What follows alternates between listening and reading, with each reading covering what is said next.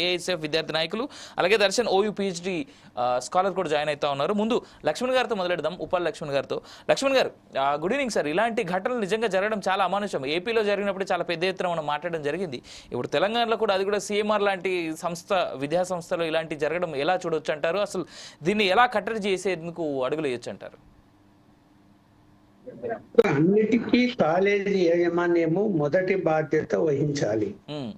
యజమాన్యం అంటే ఓనర్ అని కాదు, అక్కడ ఎవరైతే నిర్వాహకులు ఉన్నారో ప్రిన్సిపాల్ కానీ ఇతర సిబ్బంది కానీ వాళ్ళు బాధ్యత వహించాలి. రెండోది, విద్యార్థుల వైపు నుంచి కూడా బాధ్యత వహించాలి. విద్యార్థులు కూడా ఇలాంటి పనులు పిల్ల చేష్టల పనులన్నీ చేయటం అనేది కరెక్ట్ అయితే కాదు.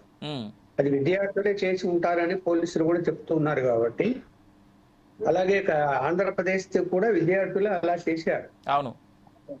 అయితే ఏంటంటే కాలేజీ నిర్వహణలో ఒక ఇంపార్టెంట్ విషయం ఏంటంటే, రాజకీయ సంబంధాలు ఉన్నటువంటి కాలేజీలలో విద్యార్థులు మీద యాజమాన్యాలు ఎప్పుడు కూడా దాడి చేస్తుంటాయి. అంటే భయము భక్తి అనేది ఏమి ఉండదు అక్కడ. ఎందుకు భయం ఉంటుంది? పలుకుబడి ఉంటుంది కదా. ఈ పలుకుబడి వల్ల ఏంటంటే, ఒకవేళ ఎవరన్నా విద్యార్థులు ఏదైనా కంప్లైంట్ ఇచ్చినా లేకపోతే ఇలా చర్యలు తీసుకోమని చెప్పినా కూడా నిర్లక్ష్యం అనేది వహిస్తారు. మా కండదండలు ఉన్నాయి అని చెప్పి. ఇప్పుడు అది మీరేమో కాలేజీ ఫేమస్ కాలేజీ అంటున్నారు. కాలేజీ ఫేమస్ కాదు, కాలేజీ యొక్క ఓనర్ ఫేమస్. నేను చెప్తున్నా, కాలేజీ ఓనర్స్ ఫేమస్ గా ఉన్నారు కాబట్టి ఇవాళ అది మనము డిబేట్ లకి వెళ్ళాల్సి వచ్చింది. ఇక్కడ కాలేజీ నిర్వహణలో ఇప్పుడు ఇందాక ఏదో ఒక విజువల్ కూడా నేను ఇందాక చూశాను. అక్కడ నిర్వాహకులు ఇంకా విద్యార్థులను బెదిరిస్తూ మాట్లాడుతున్నారు. తల్లిదండ్రులు వెళ్తే వాళ్ళతో కూడా సరైనటువంటి పద్ధతిలో మాట్లాడడం లేదు. ఇది కరెక్ట్ కాదు.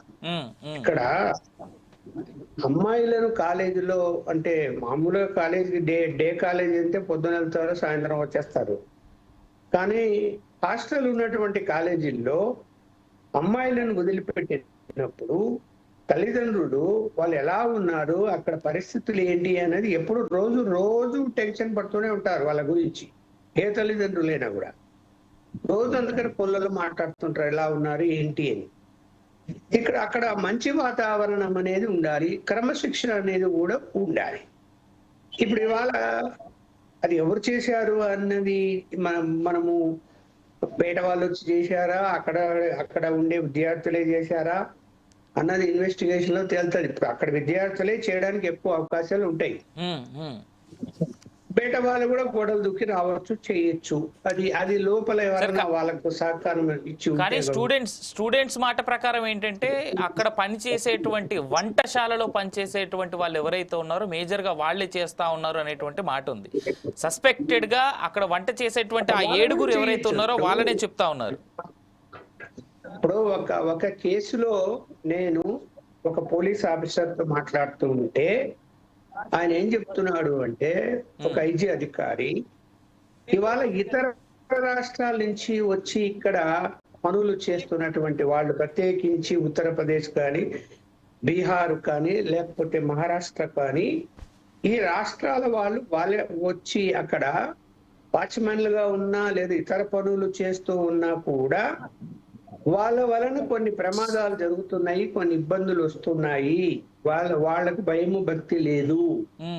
వాళ్ళు ఏం చేస్తున్నారంటే, ఎన్ని తప్పుడు పనులు చేయాలనో అన్ని తప్పుడు పనులు చేస్తున్నారు, చేసేసి వెళ్ళిపోతున్నారు. వదిలిపెట్టేసి తప్పు పని చేసి వెళ్ళిపోవడము, ఇవన్నీ చేస్తున్నారు. మనం చూసినాం కదా, అనేక ఇళ్లలో కూడా ఇంటిలో పనులు చేసేటువంటి వాళ్ళు ఏదైనా దొంగతనాలు దోపిడీలు జరిగాయంటే ఎక్కువగా ఇతర రాష్ట్ర వాళ్ళు చేసినట్టుగా ఇవన్నీ. అందువల్ల ఇక్కడ ఏమైపోయింది అంటే, మీరు అన్నట్టు వంట పని చేసుకునే వాళ్ళను, వాచ్మెన్లుగా ఉండే వాళ్ళను ఇతర రాష్ట్రాల వాళ్ళను పెట్టుకోవటం వలన వాళ్ళ దగ్గర ఏముంటాయంటే ఆధార్ కార్డులు బోగస్ ఉంటాయి, ఇతర రేషన్ కార్డులు బోగస్ ఉంటాయి, అడ్రస్లు తప్పు ఉంటాయి, ఫోన్ నంబర్లు సరిగా ఉండవు, వాడు ఎవరు కూడా వాడుతూ ఉంటాడు.